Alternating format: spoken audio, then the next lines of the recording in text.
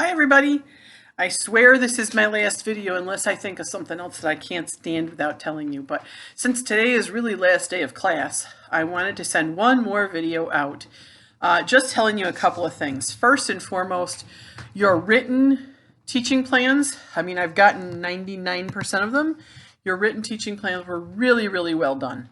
I enjoyed reading them. It made me look forward to the videos. I've seen probably about a third of the videos between both classes, and so far I'm not disappointed at all. The videos have been really, really good. I can tell you all put a lot of thought into it. Some of you had to do craft projects to get your video done. Some of you had to use family members, and I just appreciate how much effort you went to and put into this final project.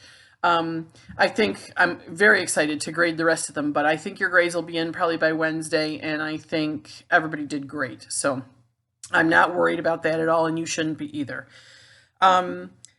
If you're having trouble, anybody who hasn't uploaded their video yet, if you're having trouble uploading it, Canvas is just being ridiculous about file size. So if you can't upload the video, or if you can upload the video and then your other documents won't load because the site is too jammed, email me anything. Email me whatever you can't put into Canvas, and I'll figure it out from there. So I don't want you struggling trying to figure out how to get it in there, because it's not easy. I know, and I appreciate those of you who've gone to the trouble. A lot of people ended up trying to make like a YouTube video or convert it to an MP4, and those tend to load better than some of the other file types. But if you're having trouble, don't struggle. Just send it to me. It'll be fine. One thing I want to ask all of you to please do as really a favor is your end of course evaluations. It's the first year we've had to teach like this, obviously, where we started the year one way, ended the year a different way. And I'm not sure in the fall that we might not have a similar circumstance. So we're trying to look at courses and say, what could we do better, different, what helped, what didn't help.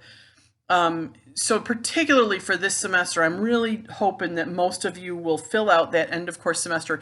It's in Canvas under your to-do list over on the right-hand side, right column. It'll say end of course evaluation or survey.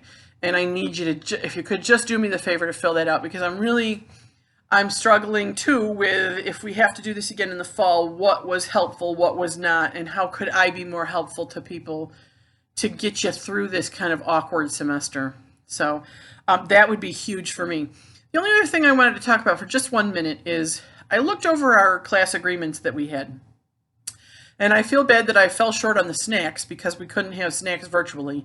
But I think we met most of the things that people had hoped for in a class, with the exception of how to become more confident in your work in teaching your patients.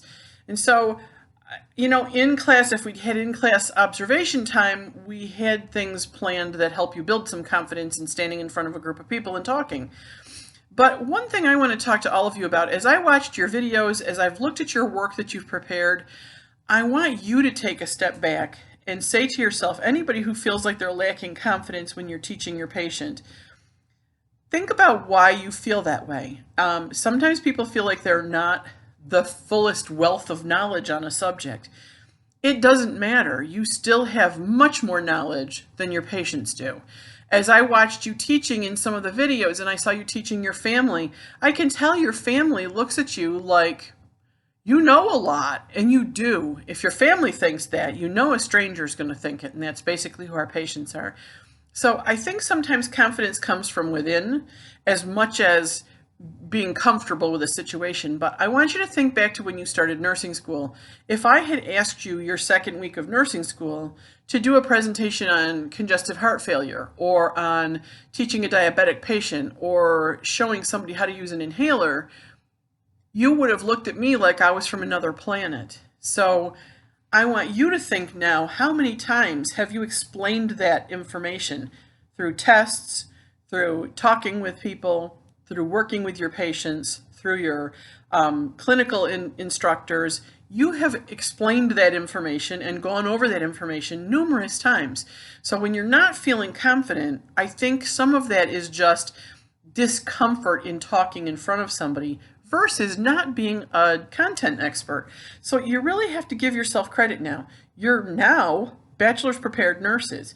You have done more than many people that are working as nurses right now to prepare yourself. And I think you've got a really good education. So I want all of you, as I looked at the work that you've submitted, not just in this course, I had many of you in previous course, and I got to tell you, you've got the knowledge. It's just knowing how to step forward and say, I'm confident in myself. Don't ever worry about content. You know more than your patient, always. You definitely know more than your patient. And if you prepare your thoughts, even if there's something that they ask you or there's something you forget to tell them, it's not a big deal. You just go back and recover. I hate to give this as an example, but you've watched me make numerous mistakes throughout the semester where I think I've posted something and I didn't, or I put the wrong date, or you know better than I, all the things that people have had to correct for me that could break your confidence, but instead I just look at that as I'm a learner. I'm always going to be a learner, and so are you. So if I don't do it right this time, I'll do it better the next time. That's the way you start to build your own self-confidence in teaching. So I just want you to take that away, because that's the one thing on the class agreements that we looked at that I just don't think we got to work on enough, was how to build up some of your own self-confidence. But you're leaving this course with a lot of knowledge, I hope, that you didn't have before about how to really assess what you're going to do as a teacher and assess your learner to know how you're going to best convey the information to them. And I think if you can even apply some of those principles, you'll find yourself being a better teacher.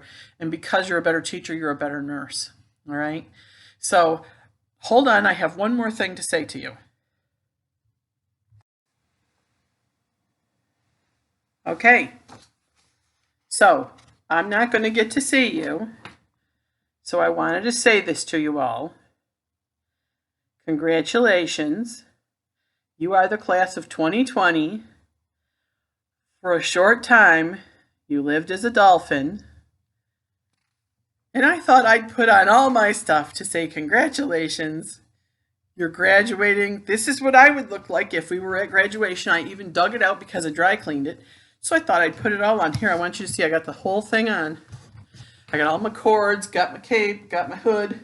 I dressed for you to say congratulations. I'm very proud of each and every one of you. I think you've done a great job. You're going to be great nurses.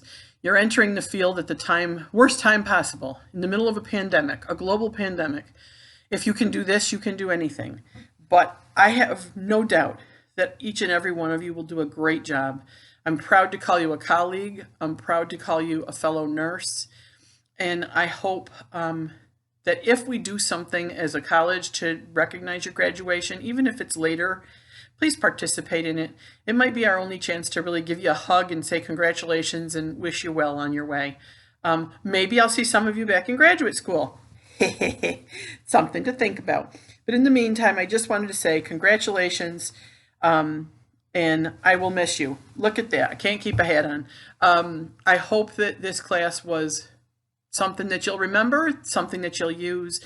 I will remember each and every one of you, and I'm really sorry that, again, that the semester ended the way it has.